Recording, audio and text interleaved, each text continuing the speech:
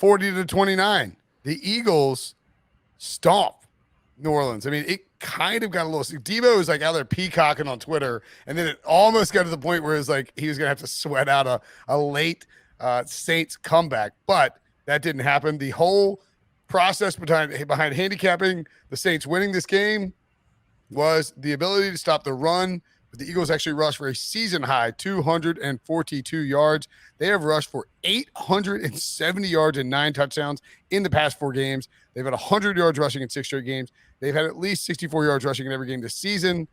They are ranked first in number of rushes, yards per game, rushing touchdowns. And over the last 4 games, they are 3-1. They are doing what, I don't know, Deebo, we all thought they should do, ironically, without Miles Sanders out there. And they were running the football really well. Are you starting to believe that this is a playoff team with destiny stamped all over it? I'm believing. I don't know how far destiny might take them, but I believe in at least a potential playoff berth. And I don't know why it took 7 weeks for that philosophy shift, but it happened. And I think the lesson here is patience. I had it with Jalen Hurts. You guys know that. I did not have it with Nick Sirianni, but it's a good lesson. Hurts was a rookie quarterback, essentially. Sirianni was a rookie head coach. It wasn't going to click right away, and it didn't, but it's clicking right now after that shift, and things are looking good, and the schedule helps, as I say every week, but I think it's just a matter of patience for those two to kind of develop together. Deebo, did you see the ESPN pregame with Kevin Hart? I saw some clips of it, yeah. You should watch that. That was actually, like, Kevin Hart's oversaturated for me in much the same way Will Ferrell is. That was legit funny. I enjoyed that. What are you making that dumb face for? Don't. Shocker. I Will Ferrell a little bit higher on the comedic scale. That's not what I said. I said they're oversaturated. I see too much of it. I guess I don't really, Kevin Hart doesn't do anything for me. That's fine. I mean, looking at you and looking at Kevin Hart, I can figure out why. But he's a huge Eagles fan. Hey-o! No, he was funny. He was on with I was saying that in my head, and I was like, I know exactly. But yeah, I enjoyed watching that, even though I'm obviously not an Eagles fan. And I've also come around through no lack of Deebo's persistence in terms of supporting Jalen Hurts. I like Jalen Hurts. Let's go. That's right. So I'm always betting Eagles now because they always seem to cover. And Jalen Hurts, I don't care if he rolls right, as long as defenses let him do it, because he's going to get 8 or 9 yards. He wins with his legs. And unlike just about every other quarterback, even though he takes some hits, he's so thick, it feels like he's less likely to get injured. So he's never I think it would be a mistake for the Eagles to draft a quarterback early in this upcoming draft class, unless they just have some head over heels evaluation of a player. Yeah, you can't with the way he's playing right now in this draft class. And he's never going to be the type of guy that throws for 350 yards a game. And I don't think you want him to be.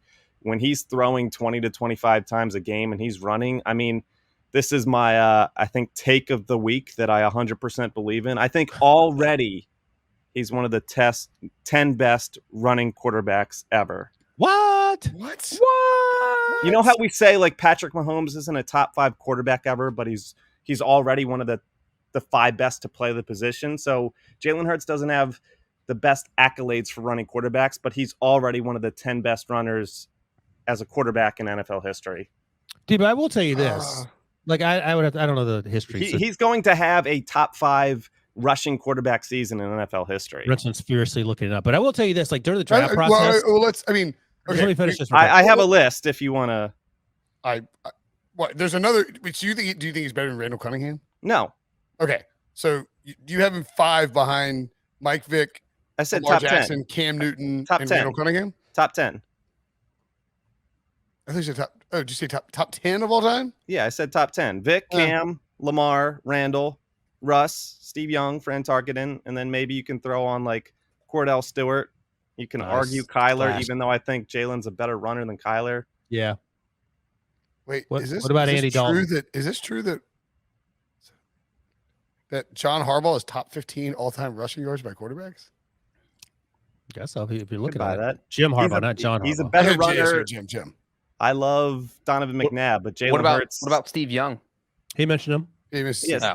Steve Young's on that list. He's better than McNabb. I think he's better than McNabb. Yeah. You might be onto something here. Look at that. You made. I just think he's an elite runner. Like, I'm just so impressed with how and he's not the fastest guy he's not Lamar speed, but just the way he runs, he's super impressive. Deebo, I had a. Is Terry Bradshaw top 25 all-time quarterback? He used to run a lot too. Deebo, Well, during the draft. There's some names on here you wouldn't expect to see. All right, just give me 10 seconds to tell Deebo something, and then you can interrupt in a second.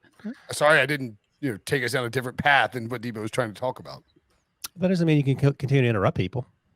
I do what I want. It's my podcast. By the way, Pete Prisco loses his Bears pick. He got +6, +1.5. Not taking it. Go ahead, Russell. What are you talking about, the Bears pick? That's something. I'm just letting Deebo know. Oh. No, during the draft process, when Jalen Hurts was coming out, I had a NFL offensive line coach tell me he was the best running back in the Big 12. And it wasn't a slight. He was just saying, after watching everyone, all the running backs and the quarterbacks, it wasn't even close. That's how good they thought he was. I was like, oh, that seems like a weird thing to say. But in retrospect, I remember you breaking it down like that because he didn't mean it as a knock. Like you're saying. It was very much meant in a positive light. And I imagine you would now agree with that, given that you were a huge Jalen Hurts supporter. Huge. The fan base wanted Denzel Mims with that second-round pick. Oh, my God. I wish we had Denzel Mims. Shut up. So, Deebo, are you getting a Jalen Hurts or Devontae Smith jersey first? I don't know what I'll be asking for Christmas. Well, toss that Eagles schedule up on the board, and let's see. Yeah, this schedule is insane for how undifficult it is. Oh, really? Difficult. I mean, because the Saints still have division games against tougher teams. The Eagles have the Giants twice. Obviously, have Dallas the final week of the season, Washington, and the Jets. Washington twice and the Jets. Although Washington, we'll get to them in just a second, playing a little bit better. Maybe that was Taylor Heineke showing out in his revenge game. But I mean, the Eagles should win. And the Eagles should go what? The Eagles have the easiest remaining strength of schedule in the NFL. I mean, 3-3 would be worst case with this schedule. Their opponents have a combined winning percentage of 397.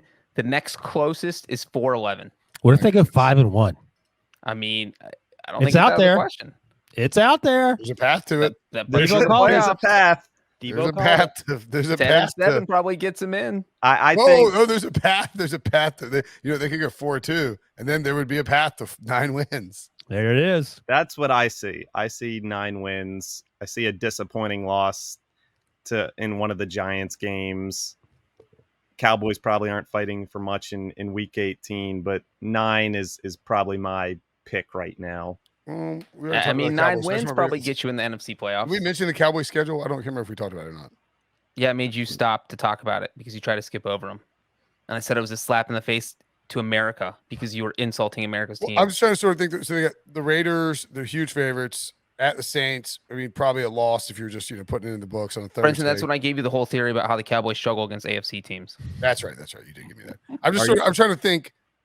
What do we think? I know the path you're going down. Is it Eagles go 5-0 over the next 5 and week 18 matters? Division championship, division on the line, and that's what I'm sort of wondering can the Eagles press the Cowboys into caring about week 18?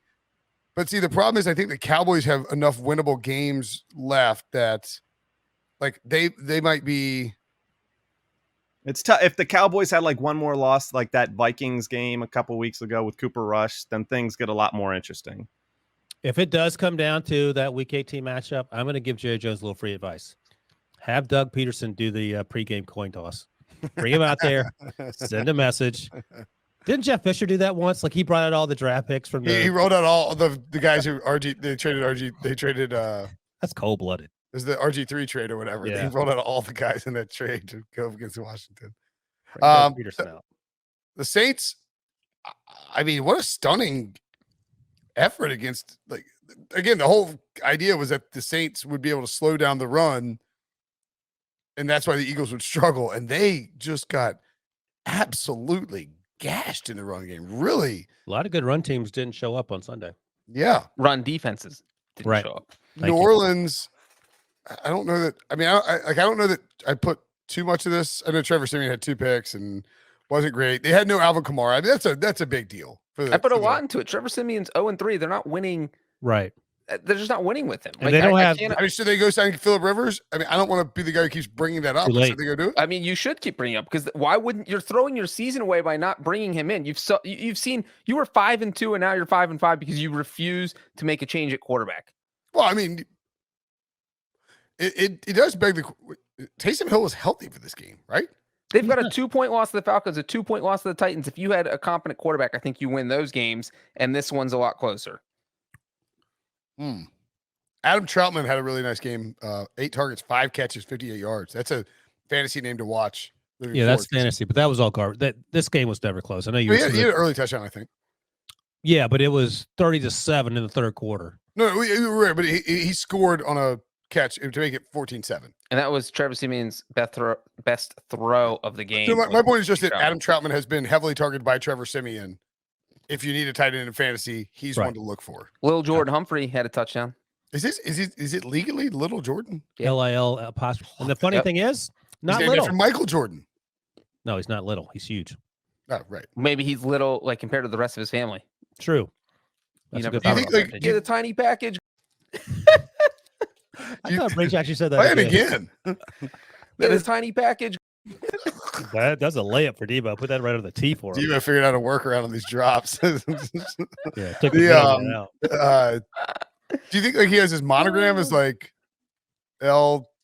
Is Little his first name or is his first name Little Jordan? It's LIL apostrophe J. Yeah, I know that.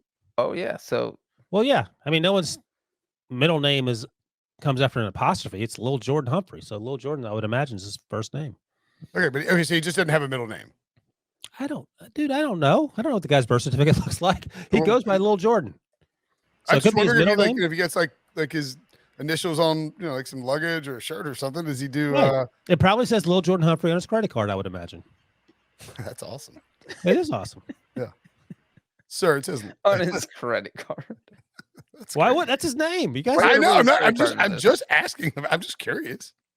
Breech is laughing that he would have that on his credit card. If that's his name, what else would he have on there? the thought of someone, the thing that you thinking of that made me laugh. I don't know why. No, I mean, it's definitely is real. No, it's just like when it's sort of like Jackrabbit Jenkins.